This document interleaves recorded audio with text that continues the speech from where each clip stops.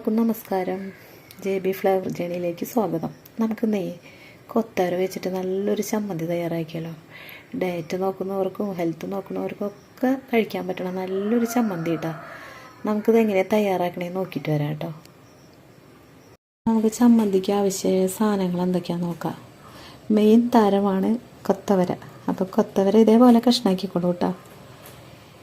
പിന്നെ നാളികേരം ചിരകിയത് കുറച്ച്, പച്ചമുളക്, ചെറിയൊരു കഷ്ണം പുളി, സവോള ഇതിങ്ങനെ കഷ്ണാക്കി അരിഞ്ഞോളൂ. പിന്നെ വറ്റൽമുളക്, പിന്നെ മല്ലിയില, ക്യാപ്സിക്കം നമുക്ക് വീട്ടിലുണ്ടെങ്കിൽ മാത്രം ഉപയോഗിച്ചാൽ മതി കേട്ടോ. ക്യാപ്സിക്കം ഇല്ലാന്ന് പറഞ്ഞിട്ട് ഈ ചമ്മന്തി ഒന്നും നിങ്ങൾ അരയ്ക്കാണ്ടിരിക്കണ്ട.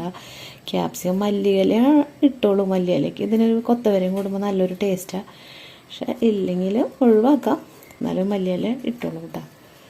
പിന്നെ കുറച്ച് ഉഴുന്ന്, ഇതെല്ലാം കൂടി നമുക്കൊരു ചമ്മന്തി തയ്യാറാക്കിയിട്ട് വരാം കേട്ടോ.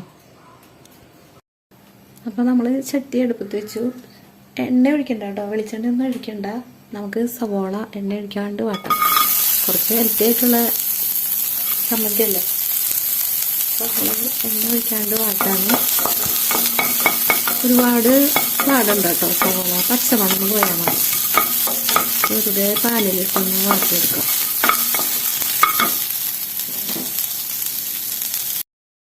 സവോള കുറച്ച് വാടിയാൽ മതി കേട്ടോ, പച്ചമണം പോകാൻ വേണ്ടിയിട്ട്.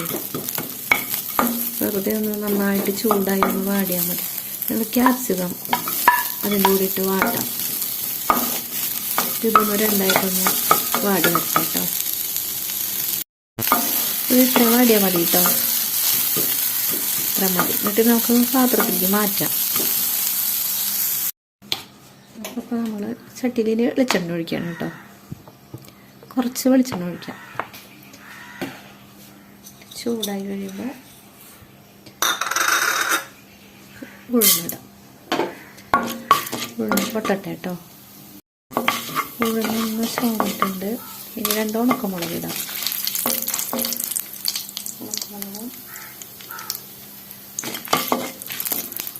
പച്ചമുളക് ഇടാം. നമുക്ക് എരിവ് ആവശ്യത്തിന് ഉപയോഗിക്കാം കേട്ടോ. എരിവും പിന്നെ നമ്മൾ കൊത്തവര ഒക്കെ ആളുകൾ കൂടുതലുള്ളതനുസരിച്ച് എടുക്കാം കേട്ടോ. ഇതൊന്ന് പച്ചമണം മാറട്ടെ കേട്ടോ. മതി കേട്ടോ. ഇത് ഇത്രയും വഴറ്റിയാൽ മതി. അതൊന്ന് പാത്രത്തേക്ക് മാറ്റാം ഞാൻ. ഇത് ഉഴുന്നും വറ്റൽമുളകും പച്ചമുളകും ഒക്കെ ഞാൻ പകർത്തി. ഇനിയിപ്പോൾ കൊത്തവര ഇടാം. ഈ എണ്ണയിൽ കിടന്നൊന്ന് വാടിയാൽ മതി കേട്ടോ. വെള്ളം ഒഴിക്കണ്ട കേട്ടോ. എണ്ണയിൽ കിടന്നൊന്ന് വാടി അത്ര മതി. പിന്നെ വേണമെങ്കിൽ ഉഴുന്നും പച്ചമുളകൊന്നും പകർത്തിയില്ലെങ്കിലും കുഴപ്പമില്ല കേട്ടോ. അതാ വെച്ചിട്ടുണ്ടെങ്കിൽ എല്ലാം കൂടി ഒരുമിച്ചിടാം. പിന്നെ ഞാനിതിപ്പോൾ ഇട്ട് മാത്രം ഉപ്പിടാം. നന്നായിട്ടൊന്ന് വഴറ്റാം.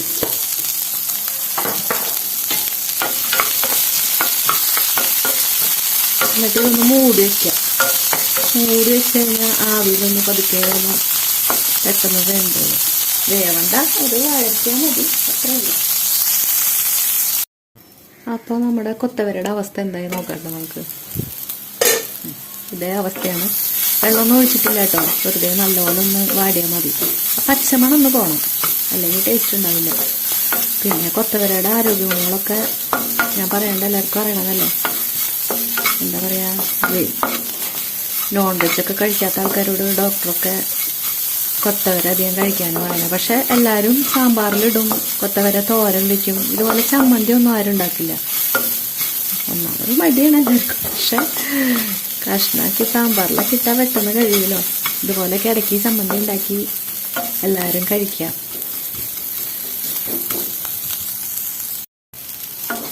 പിന്നെ ഞാനിതിൽ തേങ്ങയും കൂടി ഇട്ടു കേട്ടോ. നാളികേരം വെറുതെ ഒന്ന് ചൂടായാൽ മതി.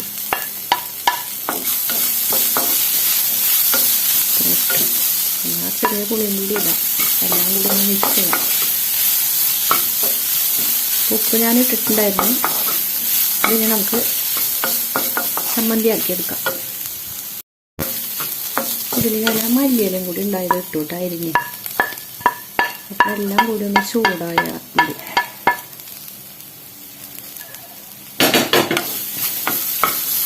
എന്നിട്ട് ചമ്മന്തി ആക്കാം കേട്ടോ. മല്ലിയില മറന്നതല്ല, കുറച്ച് കഴിഞ്ഞ് ഇടാന്ന് വിചാരിച്ചു. അപ്പോൾ പിന്നെ വിചാരിച്ചാൽ എല്ലാം കൂടി ഒന്ന് പച്ചമണം മാറിക്കോട്ടെ. അതാണ്. ചെറിയ ജാറിലെ ഉഴുന്നും ഉണക്കമുളകും ഒന്ന് പൊടിച്ചിട്ട് തരാം. അതിന് ശേഷം ബാക്കിയുള്ളതൊക്കെ ഇട്ട് അരയ്ക്കാം. ഇപ്പം ഇതിങ്ങനെ കിട്ടിയാട്ടോ. എന്നിട്ട് ബാക്കി പിന്നെ വഴറ്റി വെച്ച സാധനങ്ങളൊക്കെ എടുത്തിട്ട് ഒന്ന് ചെറുതായിട്ടൊന്ന് ക്രഷ് ചെയ്യാം.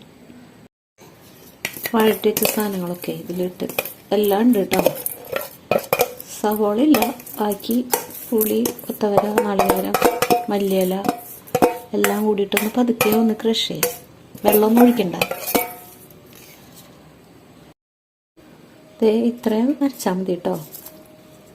ഉപ്പ് നോക്കിയപ്പോൾ ഇത്തിരി ഉപ്പ് കുറവുണ്ടായിരുന്നു. പിന്നെ ഇത്രയും അരച്ചതിന് ശേഷം പിന്നെ ക്യാപ്സിക്കും സവോളയും കൂടി ഒന്ന് പതുക്കെ ഒന്ന് ചതയ്ക്കുക. അത്രയും മതി.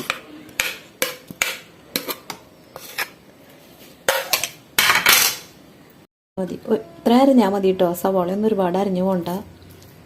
പിന്നെ പാത്രത്തിലേക്ക് പകർത്താം. നല്ല മണം തവരയുടെയും ക്യാപ്സിക്കത്തിൻ്റെയും സവോളയുടെയൊക്കെ ഉള്ളൂ കേട്ടോ. ഒരുപാട് അരയരുത്. അപ്പോൾ ഇതിൽ പിന്നെ ഒരു പ്രത്യേകത എന്ന് വെച്ചാൽ ഇതിൽ നമ്മൾ ഒട്ടും വെള്ളം ചേർത്തിട്ടില്ല. ഇനി നന്നായിട്ടൊരു പച്ച വെളിച്ചെണ്ണ ഒഴിക്കാം.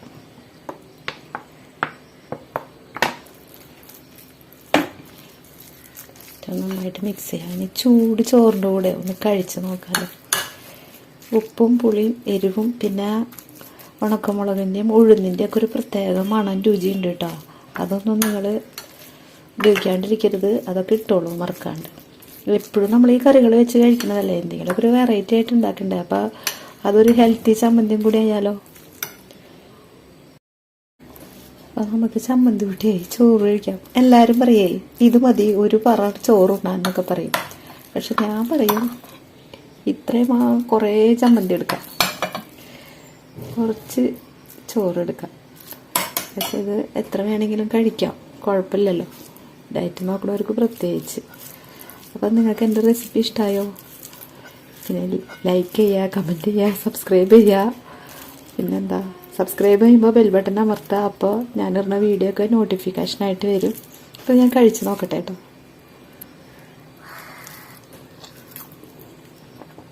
നല്ല ടേസ്റ്റ് ഉണ്ട് കേട്ടോ. ഒരു പ്രാവശ്യമെങ്കിലും ഉണ്ടാക്കി നോക്കണേ. എന്താ വെച്ചാൽ എല്ലാത്തിൻ്റെയും കൂടി ഒരു ഫ്ലേവറേ. ഇത് മതി സത്യം പറഞ്ഞാട്ടോ. ഒരു പ്ലേറ്റ് ചോറുണ്ണാൻ സത്യത്തിൽ ഇത് മതി. പക്ഷേ ഒരു പ്ലേറ്റ് ചോറ് ഉണ്ണണ്ട, കറി കൂട്ടി കഴിക്കുക, ചോറ് കുറച്ച് കഴിക്കുക. അപ്പോൾ ഇന്നത്തെ പോലെ ഇഷ്ടത്തോടെ പാചകം ചെയ്യുക, സ്നേഹത്തോടെ വിളമ്പുക. അപ്പോൾ രുചി കൂടും. അപ്പോൾ നാളെ കാണാം. ബൈ.